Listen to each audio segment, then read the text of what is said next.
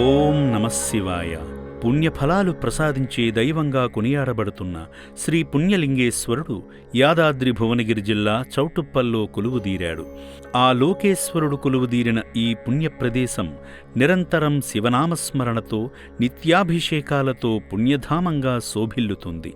మహిమాన్వితుడైన శ్రీ పుణ్యలింగేశ్వర స్వామిని ఆరాధించేందుకు Ramannapeta BC colony నుండి వచ్చిన ఎల్ భిక్షపతి గారు శివయ్య సాయుధ్యంలో గడిపారు.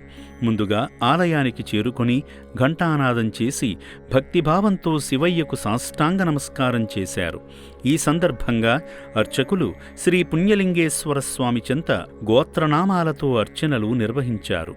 ప్రగాఢమైన దైవభక్తితో శివయ్యకు స్వయంగా జలాభిషేకం చేసి పవిత్రలింగాన్ని చేతులతో తాకి మనసారా నమస్కరించుకున్నారు.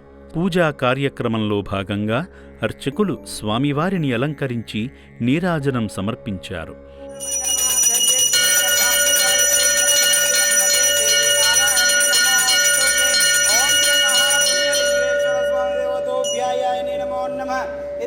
ఆనంద పరిమళ కర్పూర మంగళ నీరాజనం దర్శయామి. దైవ ఆశీస్సులు పొందేందుకు హారతిని కళ్లకు హత్తుకోగా అర్చకులు శఠగోపంతో ఆశీర్వదించారు. హోమశాలలో నిర్వహిస్తున్న యాగంలో పవిత్రమైన ఆజ్యం సమర్పించారు.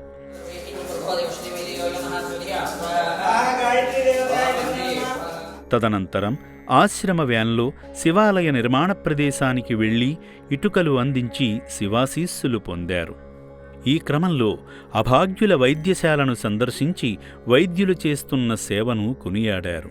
సేవా మార్గంలో భాగంగా వారి భార్య కీర్తిశేషులు యాదమ్మగారిని భాగం చేస్తూ వారి తల్లిదండ్రుల జ్ఞాపకార్థం అభాగ్యుల అన్నదానం నిమిత్తం తోచిన సాయం చేసి ఆదిదేవుని అనుగ్రహాన్ని పొందారు.